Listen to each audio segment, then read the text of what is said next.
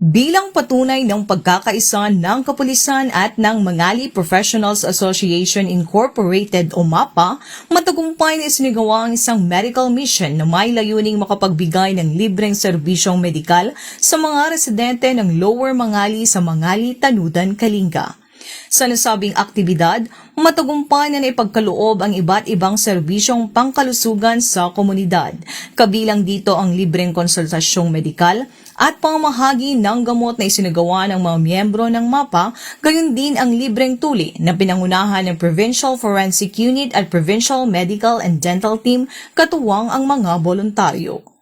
Samantala, ang mga kapulisan ng 1st Kalinga Provincial Mobile Force Company ay nagsagawa ng outreach activity kung saan namahagi sila ng mga school supplies at tsinelas sa mga kabataan bilang bahagi ng kanilang best practice na Project Kabadang.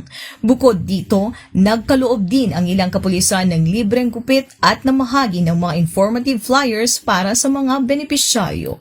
Naging mahalaga rin ang papel ng mga kapulisan sa pagpapanatili ng kaayusan, seguridad at maayos na daloy ng programa na nagbigay katiyakan sa kaligtasan at kapanatagan ng lahat ng kalahok sa buong isinagawang aktibidad. Yaman kami kadagiti PNP personnel from Kalinga, PPO, iti inted yung school supplies, ken tsinelas, pati iti libre nga pukis, ditoy Mangali, especially ditoy Mantokngan Elementary School. Thank you very much.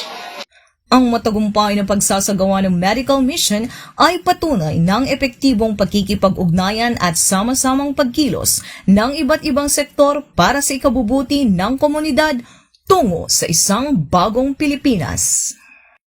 Mula dito sa Tanudan, Kalinga, ako ang inyong Police News Network Correspondent, Police Staff Sergeant Precious May Donal, alagad ng batas, taga-taguyod ng Balitang Pulis.